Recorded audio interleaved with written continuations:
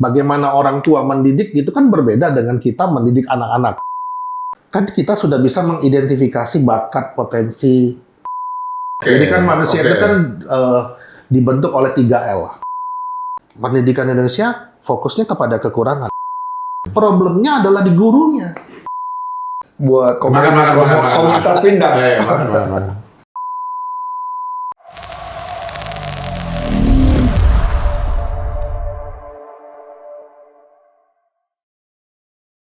Wow, hari ini happy kembali bisa ketemu Brother Yo. Terima kasih. Pak Yohanes Taruna.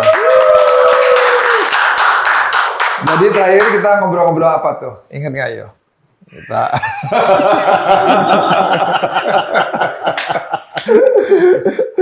Di episode-episode yang kemarin itu terakhir. seru banget.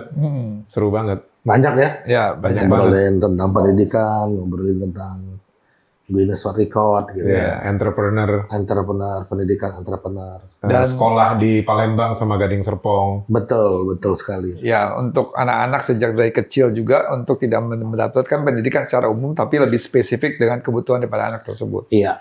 Dan juga yang teringat itu adalah pempeknya juga. Pempek tol, guys. Pempek tol gitu, luar biasa banget gitu. Iya. Jadi sampai terngiang-ngiang sampai hari ini. Iya. Dan nanti ada food testingnya lagi terakhir juga pempek juga. Nggak pakai cuka tapi pakai nanas. pakai nanas. Iya, Iya. kuahnya. Ada beanya ya? Iya. Ada beanya. Hah? Ada bea, bea cukai. Karena pakai cuka. Masuk akal. Nggak tahu kan? Iya iya.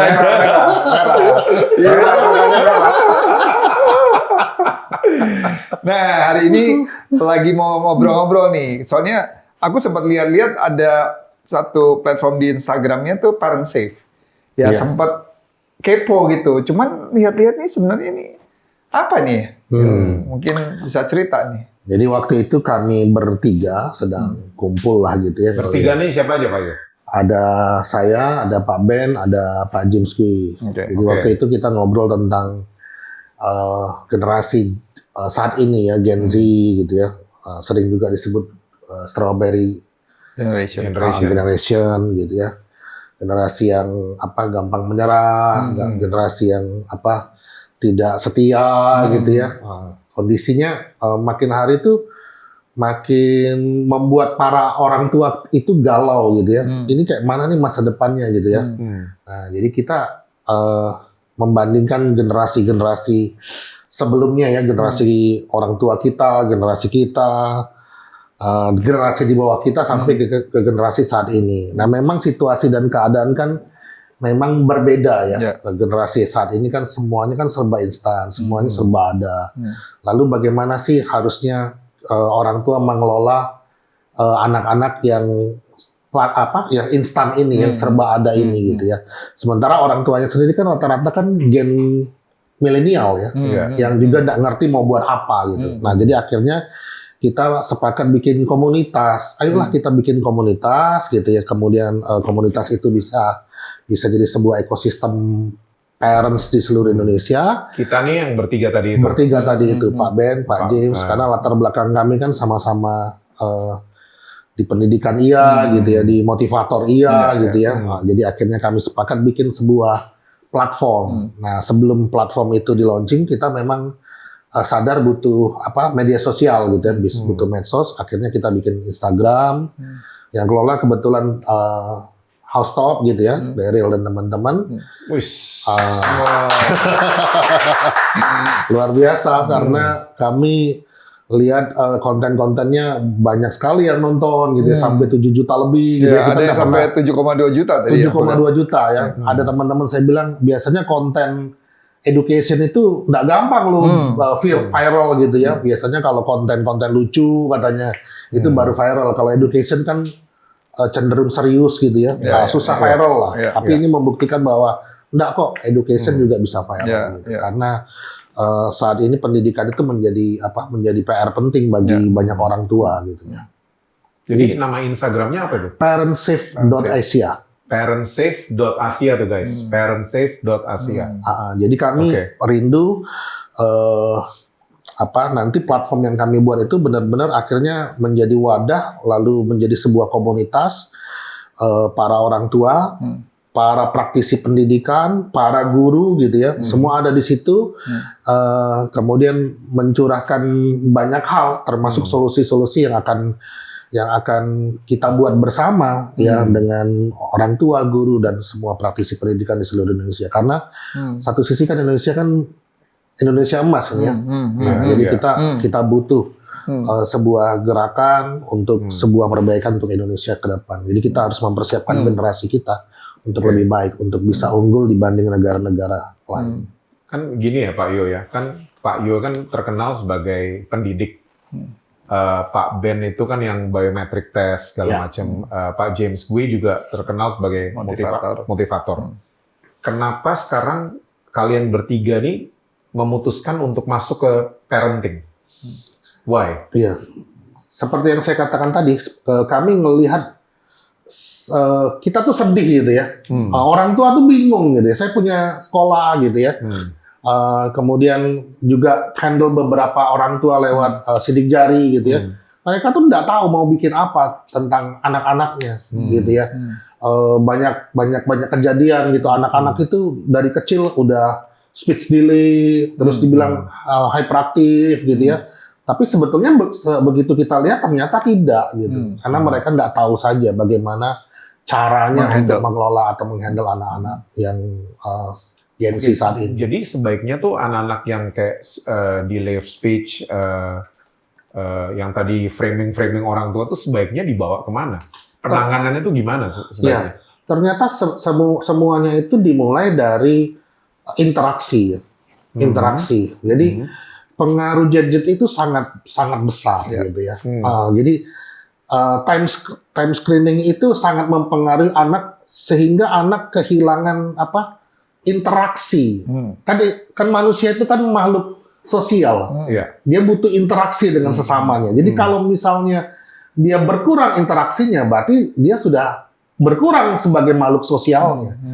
Jadi ini yang terjadi. Nah, teknologi gadget itu mengambil peran itu. Nah, ini yang harus kita mulai sama-sama gitu. Beberapa negara di luar Indonesia sudah memberlakukan kan untuk mengurangi atau malah membatasi gadget. Itu benar nggak sih di Amerika ya kalau nggak salah ya? Apa masih wacana ya Pak Yo ya? Sudah. Jadi sudah. Jadi anak boleh pakai sosmed itu waktu dia usia 14 tahun. Iya. Betul ya? Betul. Wow. Sudah. Dan itu wacananya kan lagi diajukan di Indonesia kan? Sudah jalan. Sudah jalan di Amerika. Nggak, di Indonesia kan baru. Kalau Indonesia baru di sama Muti Hafid itu kan, baru kemarin dia sampaikan gitu. Untuk umur berapa? Sampai umur 12-14 juga. Iya, sekitar usia golden age ya. Oke. Wow. Saya pikir Indonesia juga harus mulai mengambil langkah ya. Kalau enggak, ya sudah kelihatan kan di lapangan bagaimana anak-anak kita saat ini. Tapi kalau misalnya aku baru lihat kemarin pelantikan si Donald Trump, itu kan yang datang tuh orang-orang teknokrat yang khususnya menguasai IT ya, mulai dari Jeff Bezos, Mark Zuckerberg, and all those people dari Google, CEO-nya. Itu kan semua orang-orang yang memang marketnya itu kan ya millennial Gen Z yang mempengaruhi tingkat screeningnya itu kan yang tadi yang menjadi keresahan itu ya semakin tinggi ya. Nah memang kan keadaan seperti itu kan memang nggak bisa dihindari gitu. Nah aku pengen tahu nih parent safe-nya ini dengan komunitasnya, dengan apa yang menjawab keresahan itu gimana ya untuk bisa mengatasi ya kayak aku punya anak kan juga ada yang umur 27, terus ada yang umur 24 dan umur 17. Nah, yang kecil ini kan pasti memang exposure-nya most of the time kan memang di screen. Jadi kehilangan sosial interaksinya juga. Betul. Ya tadi. Jadi memang belum ada jawaban yang pasti sih. Seperti negara di luar Amerika, Finlandia, negara yang paling top pendidikannya di dunia ya, nomor 1 di dunia. Itu sendiri sudah mulai membatasi teknologi, bukan cuma handphone, bukan cuma gadget, tapi semua teknologi dikurangi dalam pendidikan di sekolah. Jadi mereka mengurangi itu. Nah, kemudian pertanyaannya tadi, ada satu obrolan waktu kita jumpa di awal, kuncinya adalah intergeneration.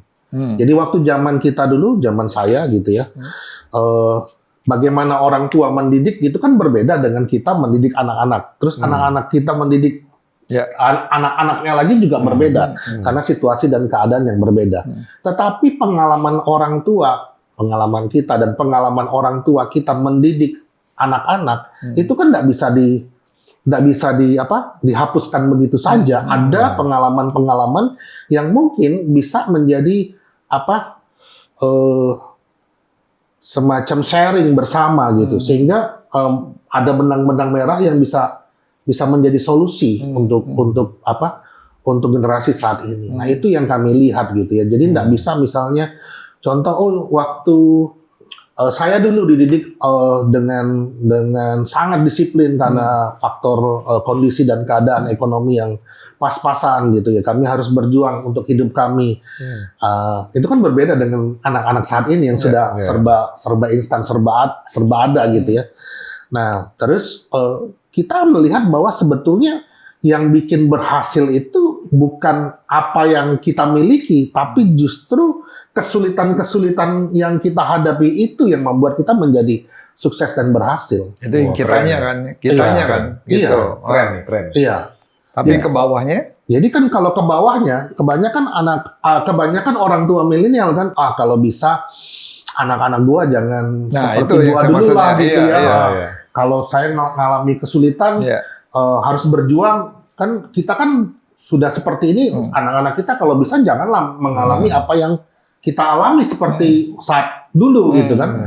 Nah ini sebetulnya coba kita lihat dulu potret ke belakang, yang membentuk kita menjadi berhasil itu kan prosesnya, keadaan yang sulit itu, tantangan-tantangan itu. Nah lo kok struggle dan tantangan ini disingkirkan, berarti anak-anak kita nggak dapat kesempatan itu, padahal kesempatan itu yang membuat orang menjadi sukses. Ini daging banget nih. Berhasil tuh karena kesulitan, keren banget. Nah, untuk menjembatani itu melalui Parent Safe itu gimana? Nah, hal-hal seperti ini yang dibukakan, hal-hal yang seperti ini yang dibukakan secara bersama-sama, saling sharing, dan itu menjadi sebuah pemahaman lama yang dibarukan mungkin ya. Ini kan paradigm lah ya, ada pergeseran-pergeseran yang sebetulnya harusnya tetap ada. Gitu. Tapi Parent Safe itu tadi kan Ayu juga sempat bilang bahwa orang tua ini paling nggak dia harus bisa mengenali anaknya terlebih dahulu ya, untuk baru bisa memberikan jawaban gitu dengan kebutuhan anak. Betul sekali. Jadi salah satu program kami adalah ada namanya Roadmap to Success for Parents. Jadi biasanya ini untuk anak-anak. Nah, kali ini kita kemas untuk orang tua, supaya orang tua tahu. Itu Roadmap to Success untuk anak-anak itu dari Pak James gue bukan itu? Salah satunya dari Pak James. Jadi kami sama-sama punya produk masing-masing, tapi goals-nya sama, supaya anak-anak itu punya dreams, lalu tahu gimana menggapai dreams itu. Jadi tahu how-nya juga, bukan cuma what-nya. Nah, sekarang buat parents gitu. Nah, tapi itu diawali dengan fingerprint analysis. Jadi kan begitu diambil sidik jarinya, kan kita sudah bisa mengidentifikasi bakat, potensi, talenta anak ini kemana. Gaya belajarnya bagaimana. Terus orangnya introvert atau ekstrovert. Kemudian detail atau cuma kulit-kulitnya doang, bukan tipe yang cermat gitu, yang sangat teliti. Nah, jadi pendekatan orang tua, pendekatan guru itu berdasarkan report itu. Nah, lalu setelah tahu identifikasi ini anak tipenya seperti ini, nah kemudian nanti ada kelas gitu, kelas di mana mereka dengan orang tuanya isi roadmap. Nah, kalau anak-anaknya masih balita, cuma orang tuanya aja yang isi, jadi berdasarkan identifikasi tadi. Nah, nanti ada yang mengarahkan, membimbing. Jadi nanti hal-hal apa saja yang dibutuhkan anak ini supaya menggapai apa yang diimpikan oleh orang tua dan anak itu, berdasarkan sidik jari tadi. Terus faktor-faktor apa saja yang harus dihindari. Nah, itu ada di roadmap sukses itu. Terus mereka nanti sebaiknya sekolah di mana, SD di mana, SMP di mana, SMA di mana, sampai kuliah harus ambil jurusan apa, itu kita bantu di peta itu. Sehingga nanti akan punya blueprint yang lengkap dari sejak ikut event itu sampai anak itu menggapai cita-citanya, sampai kepada cita-citanya. Nah, lalu dalam proses itu disupport lewat platform tadi, platform ParentsShift.Asia tadi. Oke. Jadi orang tua kapanpun bisa konsultasi lewat platform tersebut. Oke. Itu guarantee nggak? Kalau misalnya emang dijalanin anak ini akan benar-benar ikutin roadmap itu? Kita belum sampai ke tahap kata garansi ya, tapi berdasarkan pengalaman kita, kan fingerprint analysis ini udah belasan tahun. Jadi kita punya klien tuh di atas 90% sangat memuaskan. Jadi mereka mengakui bahwa ini sangat membantu. Finger analysis tuh yang waktu itu Pak Ben datang ke sini, yang kita dicek. Aku mau nanya ini sebenarnya karena kemarin pas kebetulan 2 hari yang lalu ada temen yang ngeliat acara podcast kita sama Pak Ben dan dia sangat interested untuk fingerprint analysis. Jadi dan juga ke Sidona juga nyambung juga tuh yang ada DSC sama MBTI. Tapi dia nanya gitu, itu kok ada pro and kontra ya? Maksudnya dia jadi pengen tahu bener fingerprint analysis ini bener nggak sih? Kan aku udah dicek kan itu. Dia nanya, buat kamu hasilnya bener nggak, sesuai nggak sih sebenarnya gitu? Kamu bisa kasih keyakinan karena dia mau gitu. Jadi dia bukannya against, dia mau, tapi dia mau tahu kepastiannya kayak gitu loh. Jadi mungkin di sini juga bisa dikasih tahu lagi sama Pak Yo. Kan ini kan aku lihat kan bener program ini kan anak ini masuk dulu nih fingerprint analysis dulu kan. Dari hasil data itu baru bisa kira-kira tahu nih apa yang harus dilakukan untuk bisa mencapai impiannya, terus ini dan ini dari hasil ini dulu kan, baru itu roadmap to success anak. Aku tahu programnya si James Quill itu kan udah lama itu very successful kan, tapi kan disambung lagi nih sama parentingnya. Tapi core-nya kan sekarang ini tambahannya nih fingerprint analysis nih. Kalau dulu kan mungkin nggak ada tuh, ini kan ada added integrated fingerprint analysis. Nah, aku mau Pak Yo untuk jelasin itu buat audiens yang untuk lebih yakin gitu. Jadi fingerprint analysis ini kan mainannya Pak Ben ya. Dan ini bukan barang baru, udah belasan tahun yang lalu gitu. Malah kita sempat bikin Guinness World Record juga 2 kali. Jadi ada 3.000 anak yang diambil sidik jarinya sekaligus. Dan ini sebetulnya bukan barang baru di dunia, di Jepang. Ini pertama kali kan di Jepang gitu. Kenapa jadi pro and kontra buat yang kontra? Kenapa? Dari sisi apa yang ada beberapa yang menganggap bahwa secara keilmuan ini nih belum dapat dipertanggungjawabkan karena tidak ada jurnal segala macam gitu ya, belum ada research gitu. Nah, kita melihatnya dari database klien kita yang sudah di atas 500.000 lebih. Itu seperti saya katakan tadi, tingkat kepuasannya mencapai 90%. Jadi orang tua, termasuk saya sendiri, waktu pertama kali dapat sidik jari ini, itu kita sangat puas. Jadi waktu tahun 2013 gitu ya, 2013, saya ke Jakarta dari Palembang, terus diambilin sidik jarinya, diperkenalkan sidik jarinya. Jadi waktu itu saya sedang mau ketemu teman yang notabene seorang pembicara parenting juga, Bu Iren F. Mongkar. Nah, waktu itu Bu Iren bilang ke saya, Pak Yo udah pernah dengar belum sidik jari? Oh, belum, saya bilang. Ayo, lihat katanya. Dia langsung lihat sidik jari saya, terus dia baca gitu. Dia baca berdasarkan ilmu psikobiometrik tadi gitu kan. Terus waktu saya dibacain, saya tuh terkagum-kagum. Iya. Sama kayak kita juga waktu itu ya. Wow, ini gue banget gitu loh gitu kan. Nah, terus saya ngebayangin, coba dapatnya waktu masih kecil, tentu kita bisa lebih sukses dari sekarang gitu ya. Nah, terus saya kepikir anak-anak saya bawa gitu ya. Terus kemudian ternyata bagus juga buat kedua orang tua. Jadi saya dengan istri makin belajar mengenal. Oh iya, istri saya karakternya kelebihannya, kekurangannya saya tahu lewat sidik jari. Sebaliknya dia juga gitu. Jadi kita tidak lagi saling menuntut, tapi saling belajar menerima.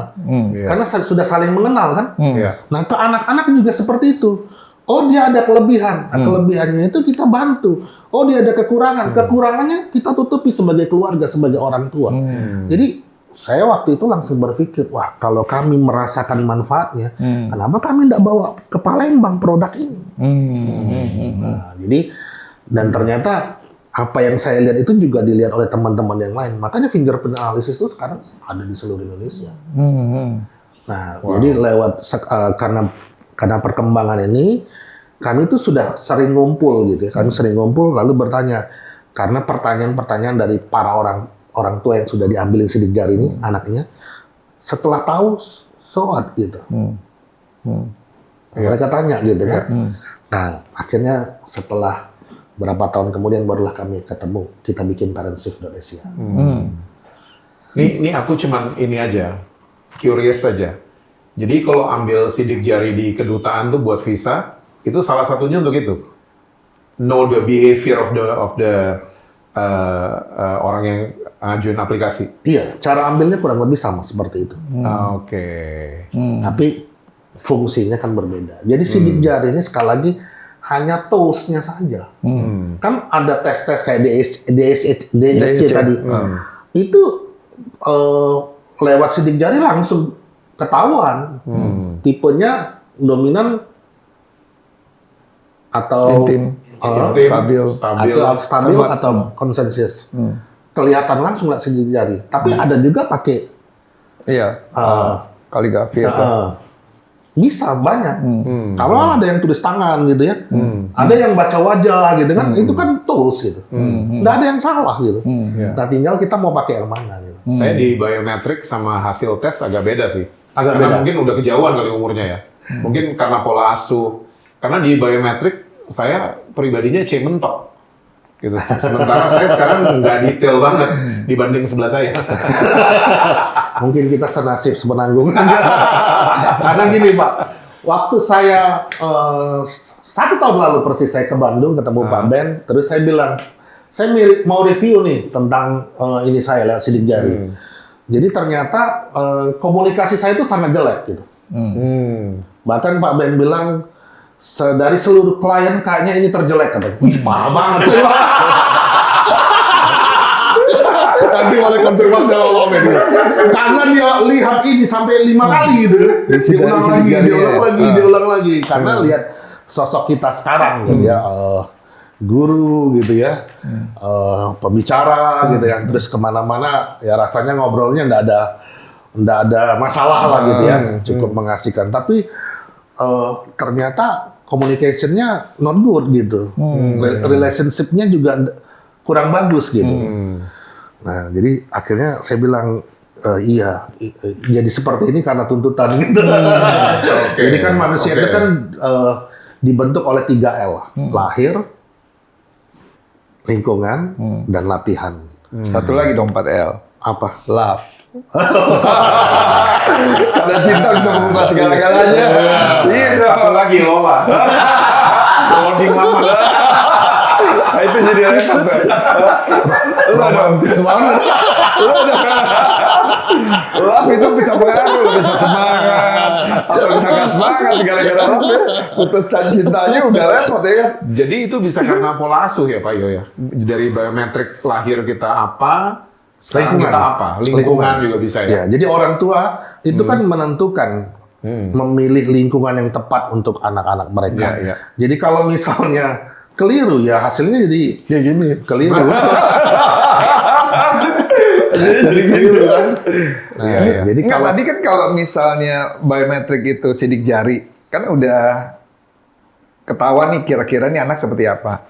Tadi Pak Yo kan bilang sebenarnya dari hasil sidik jari kan nggak bagus untuk komunikasi dan lain sebagainya. Tapi ternyata kan akhirnya kan sebenarnya bagus. Nah gimana tuh bisa lihat nih anaknya hasilnya seperti ini? Padahal sebenarnya bisa dituntun lagi untuk bisa jadi seperti itu. iya, kalau misal jadi ini kan saya gitu. Contoh, Contoh tadi saya. Tapi kalau seandainya saya dari kecil udah tahu, oh saya punya kelemahan di communication Public speaking, skill, di public speaking. Kalau saya mau fokus kepada kekurangan saya bisa juga, dan hasilnya mungkin akan lebih baik dari sekarang gitu ya. Atau kalau saya mau fokus dengan keunggulan saya, kelebihan saya, bagus juga supaya saya jadi expert. Apa dulu kelebihannya sebenarnya dari hasil sidik jari? Logik matematik, Oh, oke, iya. nalar gitu Iya, ya. iya. Nah, Iya. jadi kalau diasah kan bagus sekali gitu. Jadi kenapa pendidikan di Indonesia itu susah cari yang expert? Ya karena kita nggak tahu kelebihan kita dari kecil, keunggulan kita dari kecil. Pendidikan Indonesia fokusnya kepada kekurangan, nilai raport yang merah gitu ya. Iya. Itu yang dilesin. Karena nggak tahu. Iya. Coba kalau tahu kelebihannya di mana, nah itu dong yang dilesin. Nah itu jadi expert jadinya. Oke. So Pak Yo setuju nggak dengan istilah reparenting? Reparenting. Ya, kita kayaknya mesti mendefinisikan ulang soal parenting. Ya, Karena kita selama ini kan copy paste. Kan Iya. kita nggak ada nggak ada acuan khusus ya dalam kita jadi nggak ada parents. guidance ya. Nggak ada guidance Nggak gitu. ada, ya. Jadi ini sih keren banget sih, bisa membantu banget nih parent safe nih. Untuk orang-orang apa ya, kalau mau ya nggak telat gitu istilahnya. Ya, kayak kita kan telat nih, biometriknya udah umur 50-an gini, lo 70 udah mau 70. Kalau gue riset kemarin, gitu. Jadi Saya masih baru pernah, gitu. saya pernah jumpa pasangan yang mau menikah, lalu minta diambilin sidik jarinya. Nah awalnya saya bilang saya minta staf saya ambil sidik jarinya, tapi saya berpikir ini jangan-jangan gara-gara sidik jari bubar dong, nggak jadi gitu. Terus saya pakai nanya lagi, udah berapa lama pacaran? Udah 5 tahun. Nah, jadi bubar saya bilang. Terus begitu reportnya datang gitu, terus saya bacain hasilnya gitu, berdasarkan report itu, memang dua-duanya berbeda. Lalu yang cewek, yang perempuan bilang, jadi Pak Yo, apakah sebaiknya kami bubar? Wow. Menarik ya Pak ya? Ya. Terus Pak Yo bilang, Terus saya jawab, bubar aja. bukan. Jadi saya pikir, bubar aja gitu ya. Tapi justru mereka berbeda dengan kita. Karena kebanyakan pasangan itu kan menikah dulu baru tahu kekurangan dan kelebihan pasangan. Jadi biasanya ada konflik kan. Tapi kalau mereka sudah tahu dulu di awal, lalu begitu ada konflik, mereka akan ngomong, ya memang gitulah dia. Saya udah kenal kok sebelum menikah lewat sidik jari. Jadi artinya mereka bisa saling menerima. Ini antar suami istri gitu ya. Nah kita bisa tanya nih produser kita nih. Heeh. Sama kan udah dicek dulu semua. IMC udah, sidik jari udah, kan belum nikah juga kan mau ini kan. Jadi sebenarnya bisa saling udah begitu kan gitu. Ini contoh yang benar. Udah dicek dulu kan gitu. Jadi banyak sekali yang sudah dilayani, bukan cuma anak-anak, tapi orang tua, remaja, bahkan beberapa perusahaan juga sudah pernah pakai gitu. Tapi tadi waktu pertanyaannya JC itu sebenarnya sesuai ya, kan yang dia bilang gimana pandangan Pak Yo mengenai reparenting. Nah, parent safe itu sebenarnya adalah part of dari parenting. Karena reparenting adalah kan kita bagaimana untuk memulai kembali untuk menjadi parent yang benar. Nah, kalau aku lihat kan parent safe ini kan sebenarnya sama. Makanya kan mulai dulu secret of a road to success untuk anak-anak. Mulai Roadmap to dari success, ya. biometrik, mulai dari sidik jari, terus kemudian dituntut seperti ini, dan juga parentnya. Ini kan reparenting. Iya. Cara untuk menjadi parent yang benar Betul. gitu. Menemukan dulu bakatnya daripada anak-anak, mengarahkan jadi lebih efektif, Iya. lebih efisien, dan parent harus seperti apa. Jadi ini sebenarnya pas banget untuk kita bicarakan juga di tanggal 15. 15 Maret. Reparenting this is the part of reparenting, I Iya. think. Jadi begitu anak-anak itu tahu atau orang tua itu tahu mau menuju kemana, itu kan mereka akan sangat efektif, lebih cepat sampai, Betul. biayanya juga lebih efektif, lebih efisien. Nah, aku kemarin malah sebenarnya lagi mikir, oh ya reparenting tuh apa aja ya? Maksudnya jawaban-jawaban yang pasti. Dan baru temu, ini salah satu yang benar-benar efektif dan efisien. Karena kan kita mau juga bukan hanya sebuah tema. Oke, reparenting, and then sebagai parent, then what should I do? Oke, saya ngerti nih, saya kurang paham sebagai orang tua. Tapi saya harus jadi orang tua kayak gimana? Nah, aku bisa ngarahin lebih ke sini nih, Iya. gitu. Salah Betul. satunya gitu. Nah, di sini yang mungkin nanti pengen lebih tahu lebih dalam lagi.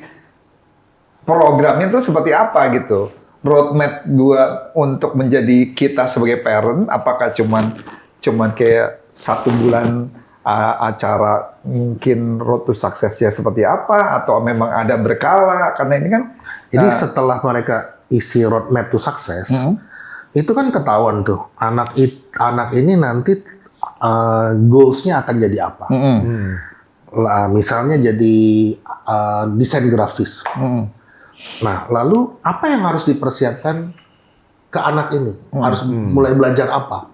Kalau mau dikursusin, kursus apa? Jadi nggak sembarangan kasih kursus gitu. Misalnya dikasih kursus bimbel ini, kan enggak gitu. Orang tua sudah langsung tahu, oh kursus yang pas buat dia. Ini. Nah, itu konsultasinya lewat platform Parentsafe. Nah, Bahkan di Parentsafe itu nanti ada vendor-vendor yang memang sudah menjadi klien kami kerjasama dengan platform tersebut. Jadi mereka bisa belajar lewat platform tersebut. contoh aku punya anak ya. Kalau aku tahu kan programnya si James Gue itu kan ada yang biasanya di antara liburan anak-anak sekolah kan ngambil tuh Betul. 1 bulan, 2 bulan, terus sukses kan. Iya. Tapi dengan Parentsafe ini, aku punya anak ikut misalnya 1 bulan sesi seperti ini dulu. Terus next-nya itu berkelanjutannya pendampingannya tuh gimana? Lewat platform. Oleh platform. Lewat platform. Nah, sebelumnya ada nggak kayak begitu? Belum ada. Oke. Pernah ada. Belum Makanya pernah. itu yang bagus buat Biasanya pre-parenting itu. Iya. biasanya memang hit and run ya. Jadi ikut event, setelah itu hilang gitu. Iya. Jadi fight on fire, Iya, iya. lalu kemudian Iya. Betul. padam gitu Iya, ya. betul. Nah, nggak ada maintenance, Oke. Iya. nggak ada monitoring. Iya. Nah, platform ini yang menjadi monitoring. That's good. Iya. Jadi Soalnya jembatan. orang tua selama ini nebak-nebak kan ya. Dimasukin bimbel, masukin musik. Iya. Ini niatnya yang mana ya gitu. Nebak-nebak kita. Nebak-nebak. Makanya sulit cari generasi Indonesia yang benar-benar expert. Ya padahal sekarang kan dari kepemimpinan Pak Prabowo ini kan lagi memang mau mendorong untuk ekspertis kan, makanya di pendidikan dibagi 2 kan, ada yang untuk buat science, mungkin jadi pas banget untuk bisa menemukan Betul. untuk bibit-bibit Iya. Udah unggul di yang seperti- ini nggak sih Pak Yo digedor ke Kemendikbud? Ya. Udah masuk di kurikulum sekolah misalnya. Mungkin lewat seperti ini kita Iya. ngedornya gitu Iya, ya lewat iya. media sosial. Halo Pak Menteri. sebab memang ya kita ini kan negara konsumen ya, konsumtif ya. Kenapa seperti itu terjadi ya? Karena memang kekurangan SDM. SDM-nya kan cuma pengguna. Lalu hasil kekayaan alam Indonesia itu kan luar biasa. Katanya nggak ada negara sekaya Indonesia kan. Apa saja ditanam jadi tanaman gitu kan. Tongkat aja ditanam katanya jadi tanaman gitu kan. Jadi nggak ada sekaya Indonesia. Tapi mengelolanya itu justru orang di luar Indonesia. Ya. Ya. Kan hasil alam itu dikirim keluar, lalu iya. dijadikan barang jadi, ditambah keunikannya, dikasih added value-nya, lalu balik lagi ke Indonesia dengan harga yang lebih mahal, Berkali-kali lipat. berkali-kali lipat. Iya. Jadi orang kita jadi konsumennya, padahal Produsennya gitu. dari kita. Iya. Iya. Nah, jadi harusnya dibalik dong sekarang, di mana kita itu jadi produsen. Gimana sekarang dulunya konsumtif, sekarang jadi produktif. Iya. Nah, jadi itu yang harusnya dilakukan oleh pemerintah. Iya. Ya, Ya, jadi- kopi kita aja iya. selalu dibawa keluar dulu kan. Betul. Ini tiap ganti menteri ganti kurikulum. Apa yang salah dari kurikulum? Saya rasa bukan kurikulumnya, sistemnya yang harus diganti. Kan sistemnya yang menentukan langkah-langkah, bukan kurikulumnya. Ya, ya. Nah, sistemnya yang harus jadi perbaiki. Kalau enggak muter-muter terus dong. Nah, itu aneh juga dong, kalau muter-muter terus kan. Ya. Kasihan gitu. Kalau kurikulum ini Merdeka gimana? Hah? Kan lagi rame nih kemarin. Kurikulum Anak apa nih? Merdeka belajar. Mereka belajar, Merdeka juga di muridnya katanya. Merdeka dulu baru Anak belajar. SMP nggak bisa hitung 5 kali 7. Oh iya. Ya, disebutin kok negara di Eropa, Garut sebetulnya. Itu viral banget tuh. Kayak anak SMP belum bisa baca, anak SMA berhitung susah. Kita yang ingin Pythagoras itu apa nggak tahu, kayak gitu. Padahal kan materi yang mereka harusnya udah pasain kan. Gimana? Ya, jadi kenapa ada anak yang nilai matematiknya 3 tadi? Ya sebetulnya yang 0 juga ada. Kalau mau bilang yang sebenarnya poin nol itu banyak. Terus kenapa saya berani ngomong seperti orang saya guru? Saya dulu punya bimbel, pernah sering bikin tryout, ya nilai standar kelulusan harus 6, tapi waktu tryout yang 0, sekian itu banyak. Itu nggak bisa dibohongi. Nah, sebetulnya problemnya bukan di kurikulumnya tadi seperti di Merdeka Belajar, bukan. Problemnya adalah di gurunya. Kalau gurunya tidak di grade up gitu ya, nggak dikasih dikasih training tambahan gitu ya, masih dengan produk lama guru itu, produk lama. Jadi mereka ngajar juga dengan ya cara mereka diajar dulu. Nah, jadi kalau misalnya mereka tidak di-upgrade, ya hasilnya tetap sama. Kan mereka pola pengajaran masa lalu. Nah, harusnya menjadi fokus yang pertama kalau pendidikan adalah gurunya dulu yang harus di training. Kan kunci keberhasilan sebuah negara itu kan dimulai dari guru. Waktu Hiroshima dan Nagasaki, Jepang, begitu hancur, itu kan yang menjadi fokus kan gurunya dulu. Jadi kunci keberhasilan memang guru. Kan guru itu kan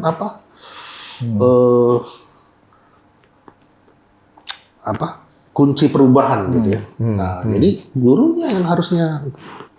Tapi ini ada yang menarik ya, yang tadi si Daryl sampaikan itu ya. Waktu kita kuliah di Amerika, rata-rata orang-orang Asia itu yang memang menguasai untuk matematika. Tapi sebenarnya bahkan dari SD SMP itu di Amerika kan adik-adik saya kan semua sekolah di Amerika juga di public school. Mereka tahu kalau memang hitung-hitungan kayak gitu banyak yang nggak bisa karena mereka semua udah pakai kalkulator dari SD ke SMP. Kalau fatherless gimana ya? Parents safe ngelihat fatherless generation yang terus-menerus terjadi gitu loh.